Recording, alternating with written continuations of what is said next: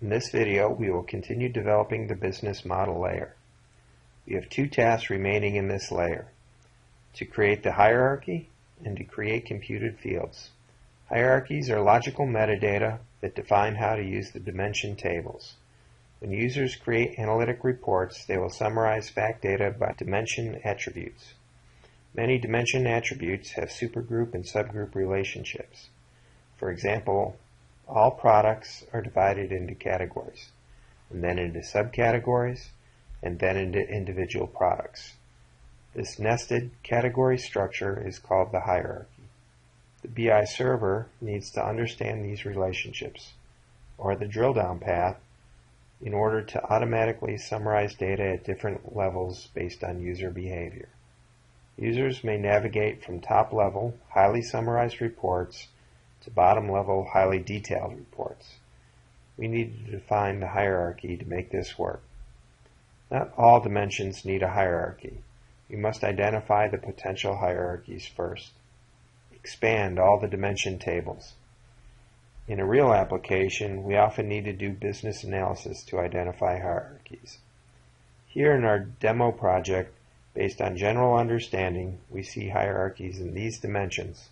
For the DIM channels, we see the all channels, channel class, and channel description forms a hierarchy.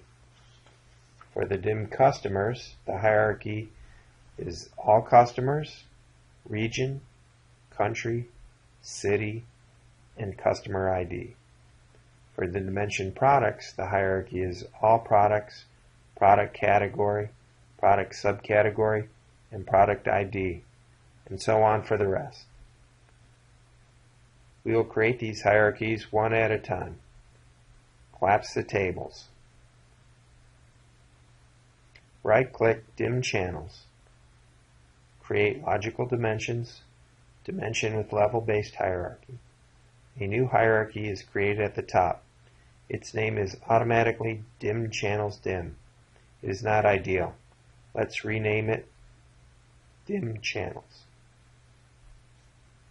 Expand the hierarchy dimension. Expand the DIM channels total. Expand the DIM channels detail. You can see the list of columns at the bottom level. The hierarchy has two levels, the total and the details. Admin tool automatically creates these two. However, we need one more level, the channel class between the total and the details. Right-click DIM Channels Details, New Object, Parent Level. In the Level Properties dialog box, name it Channel Class. Click OK. Let's rename the other levels too, so the names are All Channels, then Channel Class, then Channel.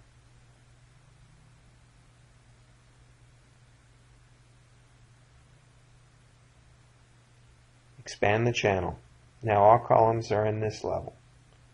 We need to move the relevant columns to the relevant levels. Drag the channel class column to channel class level.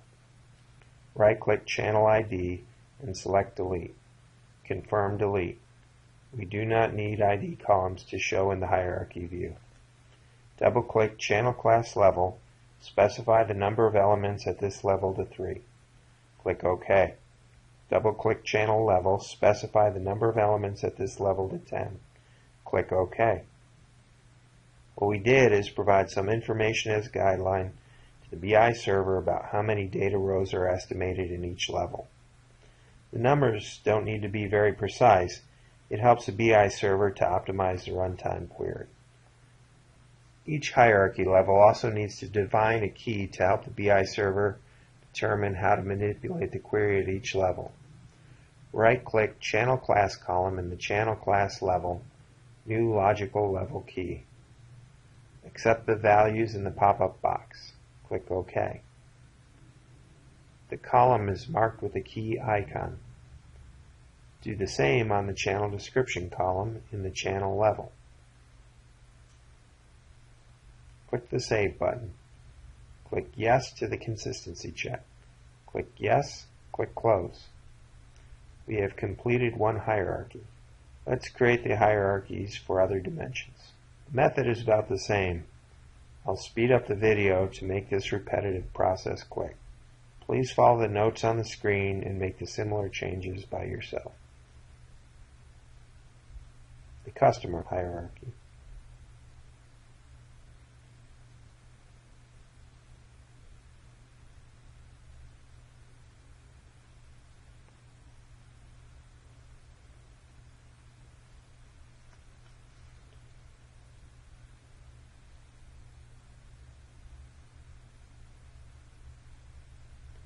The products hierarchy.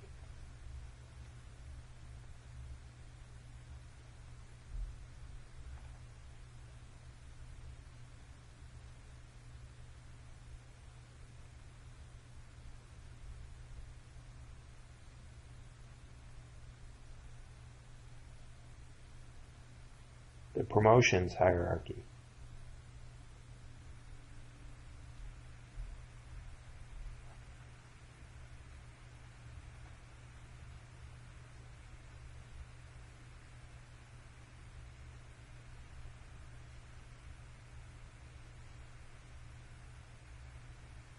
The times hierarchy.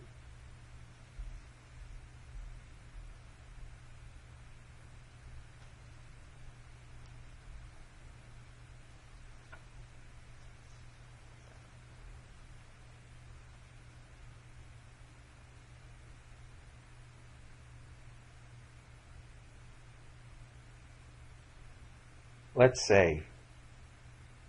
Skip the consistency check. Now we have created all the hierarchies. In the coming videos, you will do some minor refinements. However, we are finished for now. Our next task in this layer is to define measurements and create computed fields. Expand the fact profits table. The columns in the fact table are mostly measures. These are columns we want the BI server to summarize. For example, for a report with the column year and amount sold, we want the BI server to automatically summarize subtotal amounts sold by each year. Both year and amount sold columns are technically number. BI server should know to summarize amounts sold, but not the year numbers. Adding years like 1998 plus 1999 plus 2000 doesn't make any sense, but the BI server does not necessarily know that like a human without some instruction. This is done by defining the aggregation rule on columns. BI server summarizes columns with an aggregation rule, and the columns of this type are called measures. Here is how we do it. Right-click Amount Sold, select Properties. In the Column Properties dialog box, click the Aggregation tab.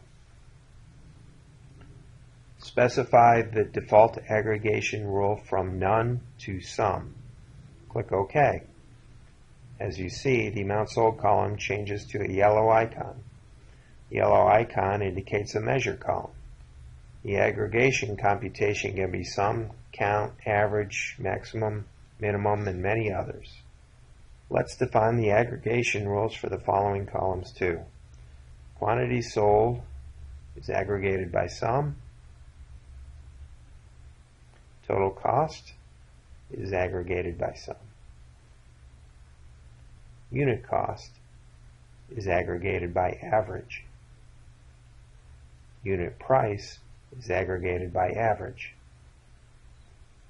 Please note, choose the proper aggregation function based on business rules.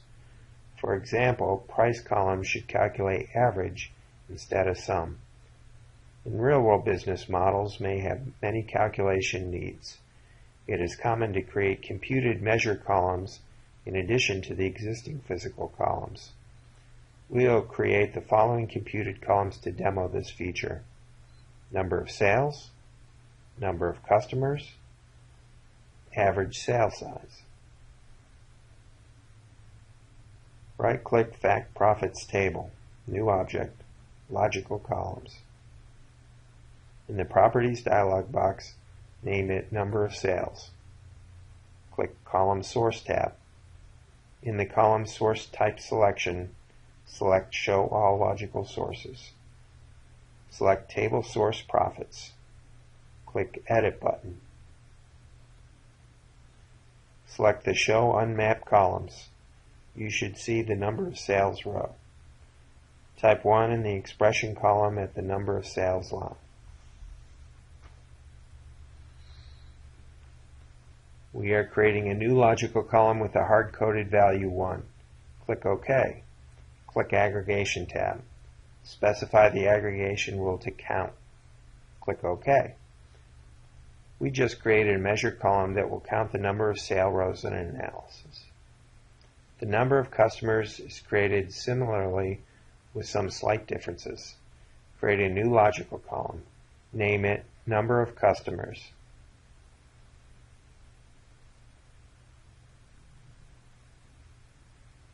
Specify the column source, profits. Click Edit. Now the change. We need to count the number of customers. To do that, we want to count against the customer ID column. Select that. And in the Aggregation tab, specify Count Distinct. Instead of count number of rows, we need to count the number of unique customers. Finally, we create the average sale size column to show another calculation technique. Create a new logical column. Name it Average Sale Size. In the Column Source tab, select Derive from the existing columns using an expression. Click the function icon. In the Function Expression Builder dialog box, specify the following: logical table, fact profits, amount sold. Click the arrow key to move the column to the editor. Click Divide Operator button. Then logical table, fact profits, number of sales. Click the arrow key to move the column to the editor. The final expression is like this. Click OK. And the Aggregation tab is deactivated. The admin tool automatically sets the aggregation based on the expression built. Click OK. Now we have created 3 computed columns. One final thing to check is to make sure the aggregation rule is configured at the lowest level of each hierarchy. Expand the fact profits table. Expand source. Double-click the profits. In the logical table source properties dialog box, click Content tab. The group by settings should be logical level, and the logical dimension aggregation level should be set to the lowest level of each hierarchy.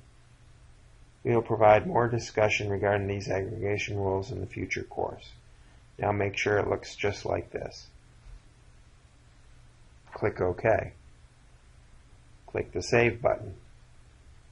Click No to skip the consistency check. Alright, we have created everything we need in the business layer in this video.